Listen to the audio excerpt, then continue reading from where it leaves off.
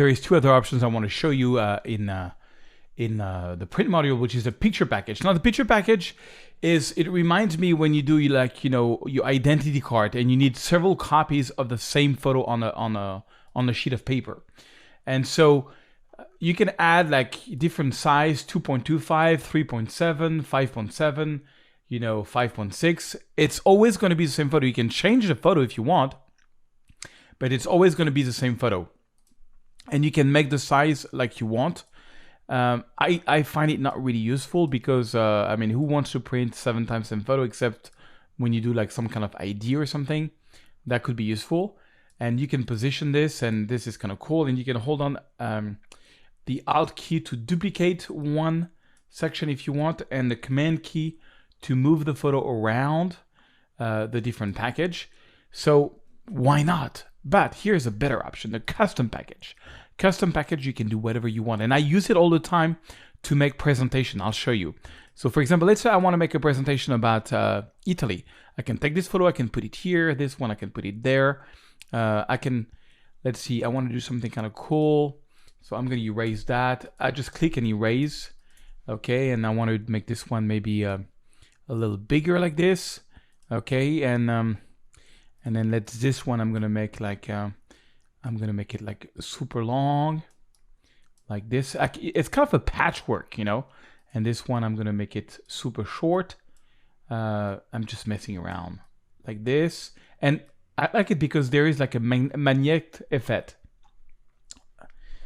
There is like some magnet effect. Okay, and remember the Command key to move things around, and you can just position how you want it. And I can make this even like all the way here.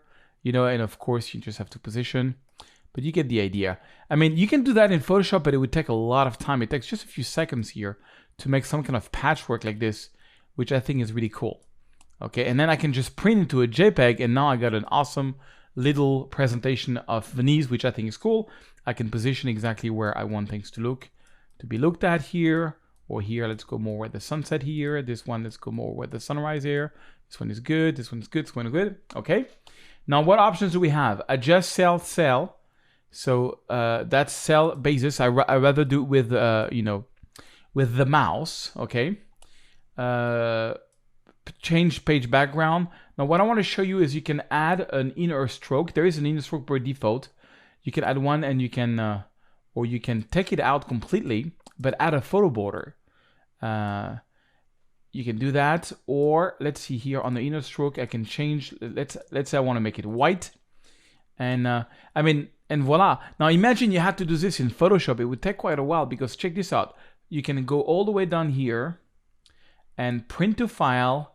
I'm going to go JPEG, print to file. I'm going to show you the results. So I'm going to put it on my desktop, and I'm going to call this Venice presentation.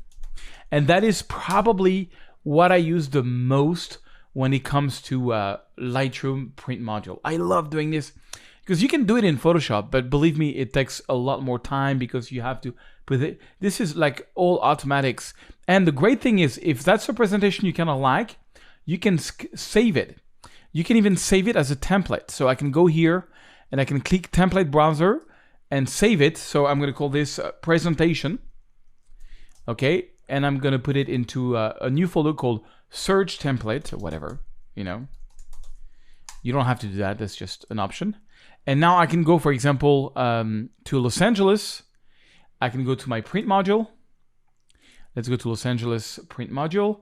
And let's say I had another template. I'm going to take, this is, by the way, this I didn't show you, but this is other templates here, which are provided by Lightroom. So let's say you have something weird like this.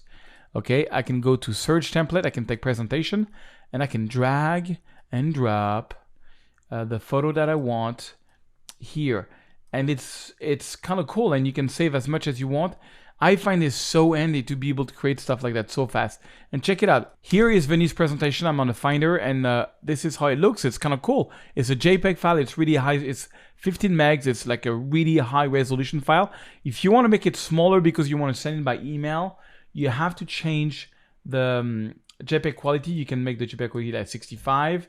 You can make, and the file resolution, you can go like 100 ppi. Okay, let me reprint it. I'm going to call it Venice presentation small. okay? And you'll see the difference. So now if I go back on the Finder, this is Venice presentation, the normal size, and it's pretty heavy. It's 15 megs, and here is small. Small just arrived, and it's much lighter. It's 409 kilobytes, so it's nothing. It's really easy to put into an email. So for me, that's where the power of the print module really lies.